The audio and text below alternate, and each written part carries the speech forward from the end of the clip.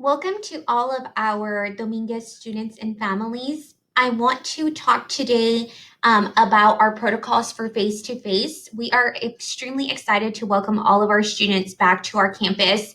And so due to the COVID-19 pandemic, there are many protocols and processes that have changed. And in order to be well prepared for the first day, I wanted to make sure to go over what these procedures will be so that all of our students and our families are familiar. So the first that is very important and new will be our laptops. All students were either issued a laptop or have their own device that they've been working from. If students are returning to face-to-face instruction, we will need students to bring their laptop daily, as well as a pair of headphones. Our learning management system will continue to be Google Classroom. Therefore, students will be submitting all of their assignments via their device, and they will still receive instruction from the teacher through Google Classroom. Therefore, we need all students to come with a pair of headphones to be able to use that throughout the day in their classroom. As far as transportation to school, we do have three methods for how students will be arriving at the campus. We still will continue to have our normal drop-off and pickups, our walkers, and our bus riders. The process for each of these three methods does vary, so I want to explain to everyone what that will look like so we're prepared for day one. If you are planning on dropping off your child here at Dominguez, you will continue to do that through the front pickup lane. The difference will be that there will be multiple staff members in the front ready to greet you. As you pull up, a staff member will signal to your car and your child for your child to get off of the car. We do not want any parent to drive off because all children do have to pass several criteria in order to be admitted to the campus. So when we signal for your child to get off, the staff member will be checking for three things. The first is that your child has a face mask.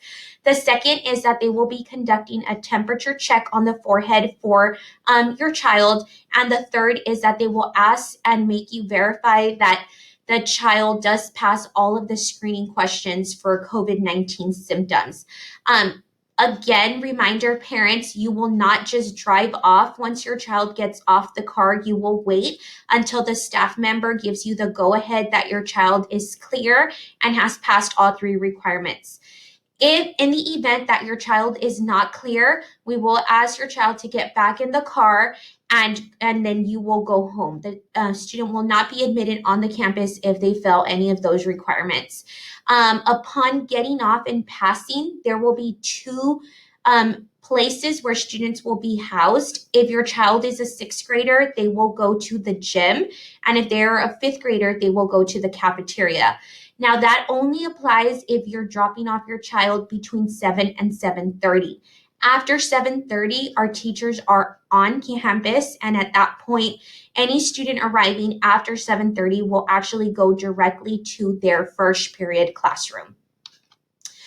For walkers, walkers will continue to enter through the cafeteria, which is in the front pickup lane. The same process will happen. A staff member will greet the walker, check for those same three requirements. One, that there's a face mask. Two, that they pass the temperature check. And three, that they pass the screening questions. In this case, since walkers come without parents, if a walker is to fail any of those requirements, the walker student will be taken to the isolation room and the nurse will be contacting a parent for immediate pickup of the child.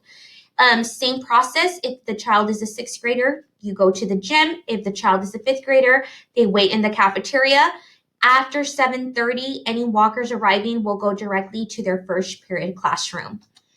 The process is the same for bus riders, but this happens before getting on the bus. So one thing that is new for all of our bus rider students is that we are requiring an adult to be present with each child at the bus stop. The reason for that is that in the event that a child does not pass the requirements, then that child will be released back to the adult to go home. We don't want any students without an adult because we don't want to have to deny entry to the bus and not know where that child will go. So please, it is so important that every single child at the bus stop have a parent, a guardian, somebody that is an adult that will be responsible for the child daily. Again, before entering the bus driver and bus monitor will be checking for the same three items: that the child has a face mask, they will be taking a temperature check of the forehead, and they will be conducting the screening questions. Only after all three things are clear will the child be admitted onto the actual bus.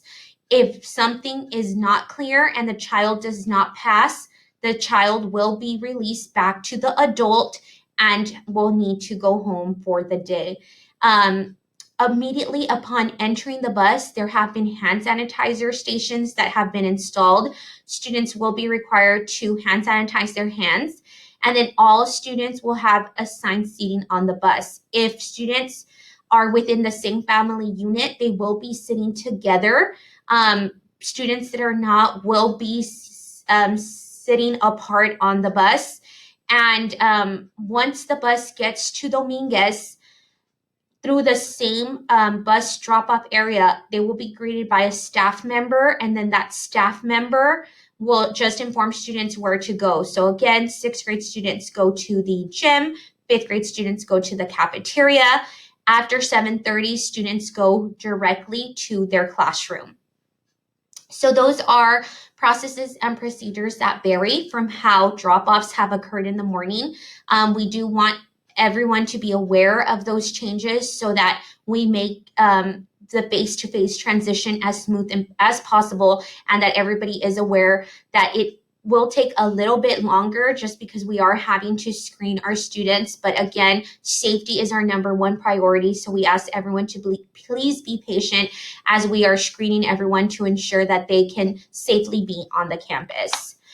Temperature checks, if you're wondering what that will look like, there is a sample image. We do have a thermometer that will be placed near your child's forehead that will do an immediate temperature check. Now, all staff is checking for temperature under 100 degrees. That would be a passing temperature score. If your child does have 100 degrees or higher temperature, then that will kick us to have to follow a protocol for a second temperature check, which will only then be conducted by the nurse. The nurse will assess for a second time after waiting a few minutes, and then the nurse will make the determination as to whether the child needs to go home or not. And she will follow up with all parents for that. Again, face masks are going to be required of all of our students. They will have to be worn immediately upon arriving to the campus, and students will have to wear that all day with the exception of breakfast and lunch, when students will be taking them off to eat. And if they are participating in vigorous exercise in PE, they will be allowed to remove them as well. We ask that all students please help us maintain social distancing of at least 6 feet. Also, we do have protocols and procedures for students to wash and sanitize their hands throughout their time here at the campus. And we're also going to ask our students to refrain from doing any shaking of hands, touching, or hugging of others. If a child forgets their face mask, we will be providing temporary face masks for that day. But again, as a reminder, students do have to wear a face mask every day while they are here at Dominguez.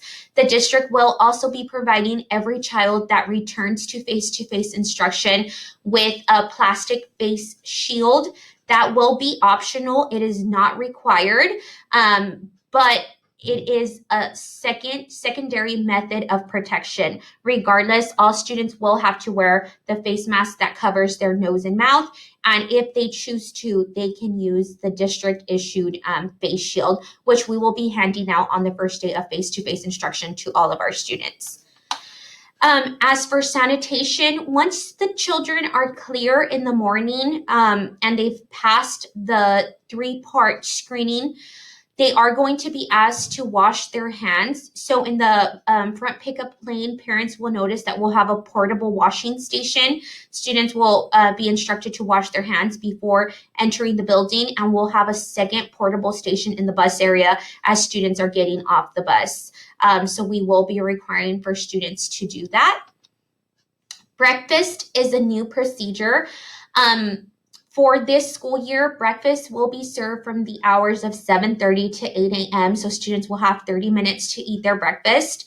They are all going to be eating breakfast in their first period classroom. So no one will be using the cafeteria premises for eating this year here at Dominguez. The way this will work will be through a grab and go line that will be stationed in the main hallway. So students will go through the line, grab their breakfast, and report to the classroom.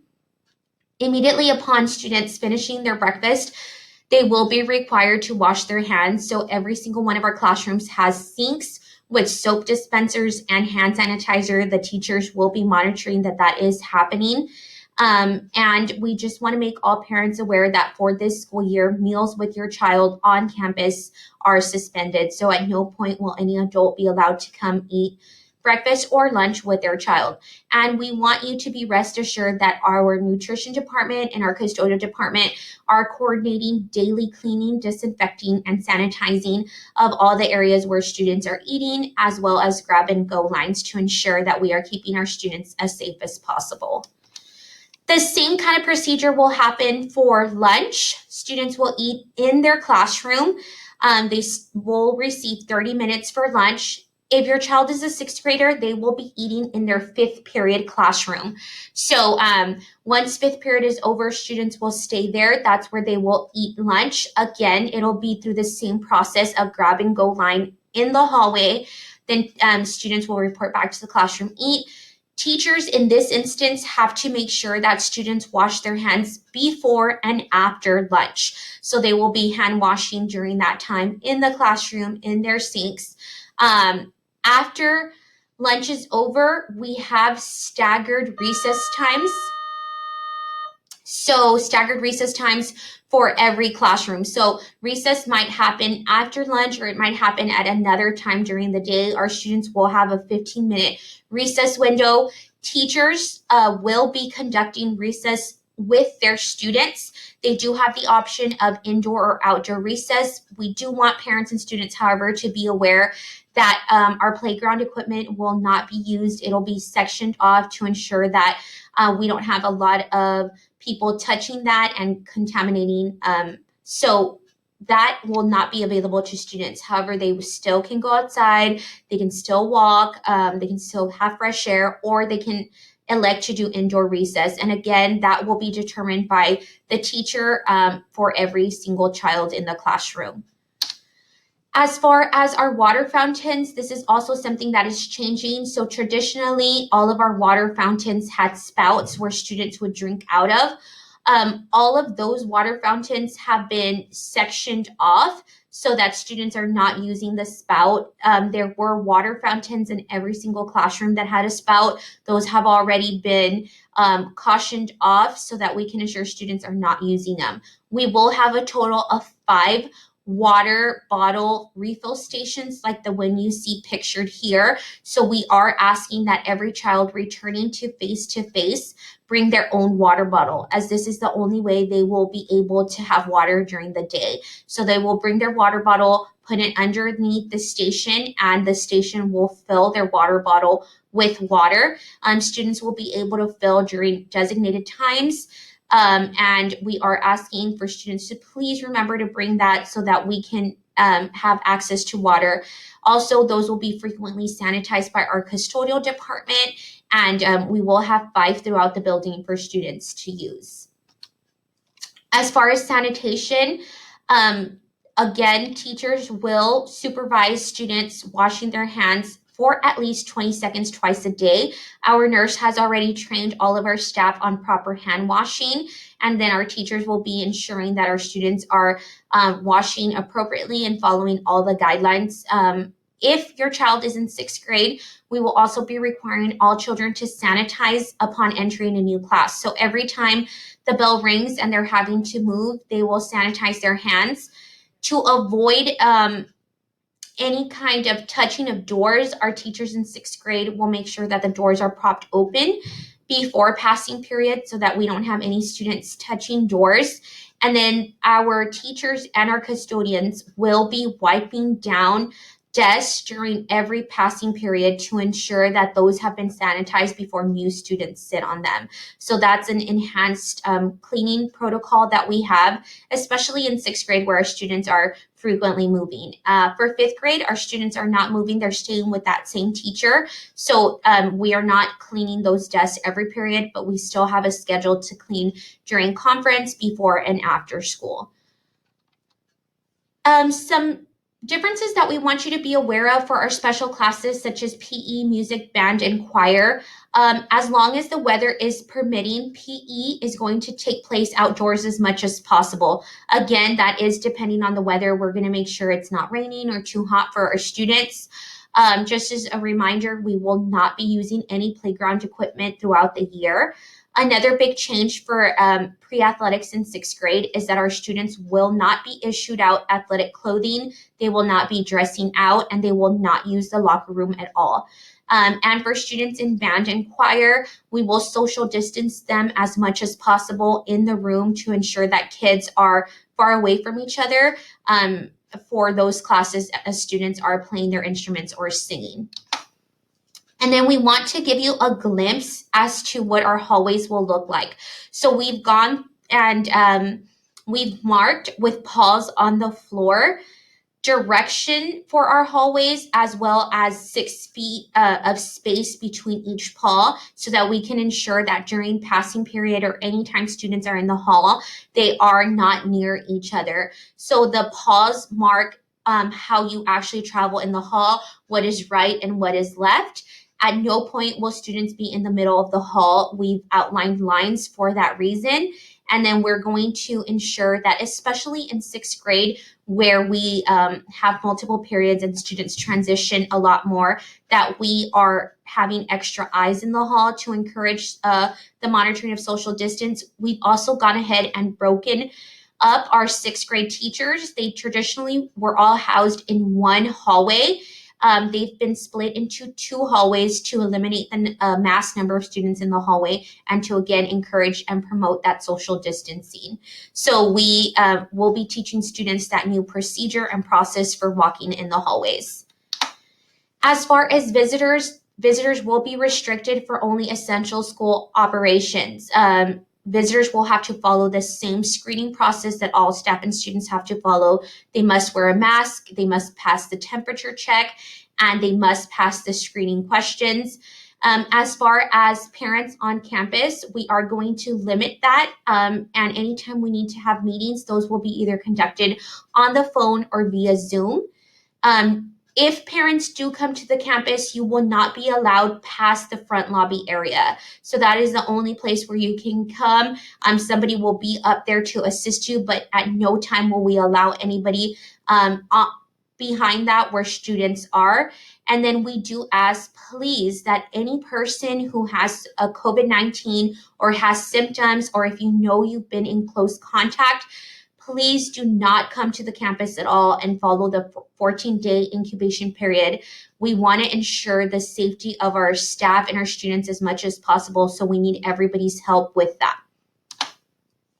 The process for the nurse is changing just a little bit. The nurse's office has been sectioned off into 2 areas, one for non-sick visits and one for sick visits. So for example, students that go to the nurse for daily medication will be non-sick patients, and they will wait in one area, versus students that are sick.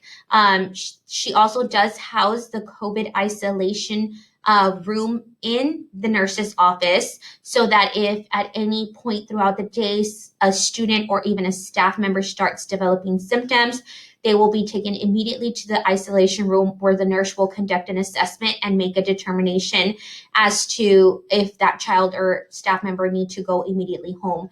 In the event that that does happen, the nurse is our COVID-19 contact person. So she is the only person who will give clearance as to when a staff member or a student can be allowed to return to campus. So she will be screening and keeping in daily communication with parents as to updates for students. We will be requiring medical documentation that clears anyone before returning to campus after having symptoms or being confirmed of COVID-19. And again, that is to ensure that we keep all of the students and staff as safe as possible here on the campus.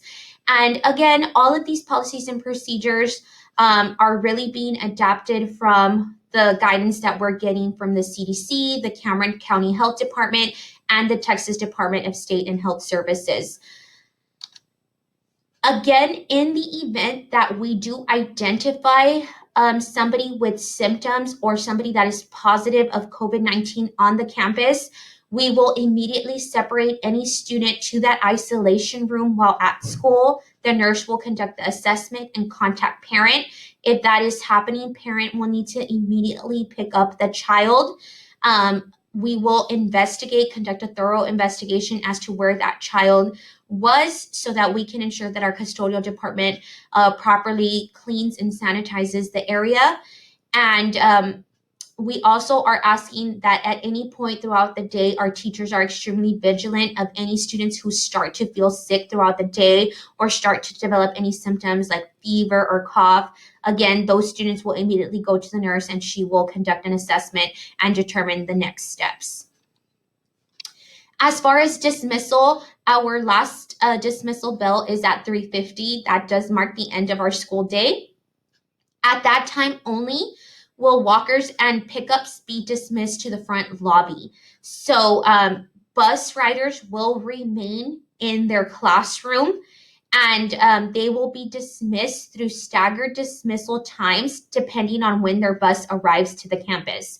So bus riders will stay with their teachers until 4:30.